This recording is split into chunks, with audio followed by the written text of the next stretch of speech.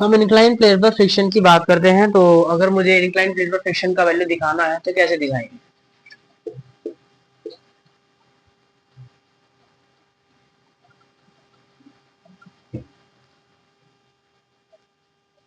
माना ये हमारे पास एक ब्लॉक है जो कि किसी इंक्लाइन प्लेन पर रखा हुआ है और इसका एक्सीलरेशन नीचे की तरफ है सबसे, और ये थीटा है और हमें म्यू का वैल्यू दिया है, मतलब फ्रिक्शन है।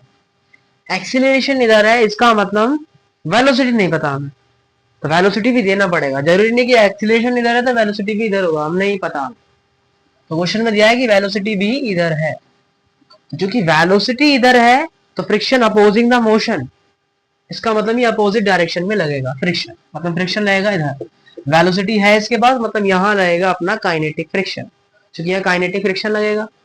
और इसके कंपोनेंट आप एफबीडी बनाते हैं, यहाँ लगेगा normal vertically downward mg, but हमें तो ये वाला कंपोनेंट चाहिए, तो कंपोनेंट करेंगे तो यहाँ आएगा mg cos थीटा और यहाँ आएगा mg sin थीटा। बस नॉर्मल बराबर आ गया अपना mg cos थीटा और काइनेटिक फ्रिक्शन बराबर आ गया। अच्छा, क्योंकि एक्सीलरेशन भी है तो हमें लिखना पड़ेगा mg sin theta minus kinetic friction बराबर में मास मल्टीप्लाई में एक्सीलरेशन। क्योंकि काइनेटिक फ्रिक्शन का वैल्यू होता है म्यू इंटू नॉर्मल, म्यू तो हमें म्यू दिया है और नॉर्मल अपना आ गया mg cos थीटा, तो काइनेटिक फ्रिक्शन का वैल्यू आ गया म्यू mg cos थीटा। तो यहाँ लिख सकते हैं mg sin theta minus mu mg cos theta is equals to m multiply में a। ये भी मास, ये भी मास, ये भी मास, तो इसका मतलब एक्सीलरेशन का वैल्यू यहाँ से आ गया g sin theta minus mu g cos theta.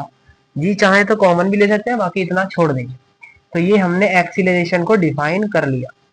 या तो हम इसे याद कर सकते हैं, या तो जब भी हमें निकालना होगा तब हम इसे ऐसे निकालेंगे, या याद भी कर सकते हैं। अगर काइनेटिक फ्रिक्शन पीछे लग रहा है, वेलोसिटी आगे है, तो एक्सीलरेशन का वैल्यू होता है जी sine theta minus mu G cos theta. लेकिन अगर मान लीजिए ये वाला केस है,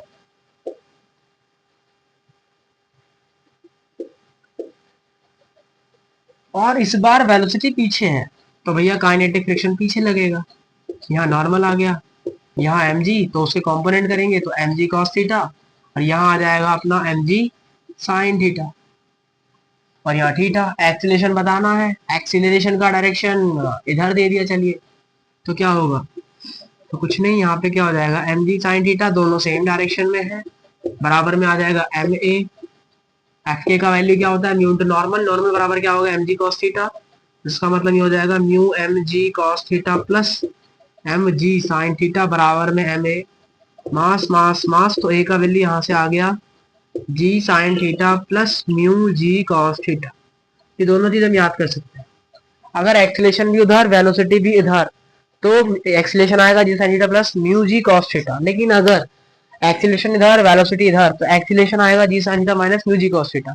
और कुछ और अगर केस आते हैं तब हम इसका एफबीडी बना के इसको यहाँ पे ट्राई कर सकते हैं, और इसमें ज्यादा कुछ भी नहीं है। तो इस तरीके से आज हमने यहाँ पे पढ़ लिया कि फ्रिक्शन को लगाना कैसे है, काइनेटिक प्लेन में फ्रिक्शन को करना कैसे है, और यहाँ से हमने 2 क्वेश्चन होमवर्क में दिए जिसको कल डिस्कशन करेंगे। तो 2 क्वेश्चन फॉर होमवर्क, और आज हमने यहाँ पे फ्रिक्शन पढ़ लिया है। और अब इसमें कितना टॉपिक रह गए हैं, फ्रिक्शन को बहुत अच्छे से पढ़ा है और उसके काफी ज्यादा क्वेश्चन यहाँ बनते हैं, तो फ्रिक्शन को करना बहुत जरूरी है। तो कल हम अपनी गतिविधियों को आगे बढ़ाएंगे और कल हम पढ़ेंगे स्टैटिक फ्रिक्शन से रिलेटेड क्वेश्चन। करीबन कल शायद ये चैप्टर यहाँ पे फिनिश होता हुआ नजर आएगा। तो मिलते हैं अपनी अगली वीडियो में, तब तक के लिए धन्यवाद।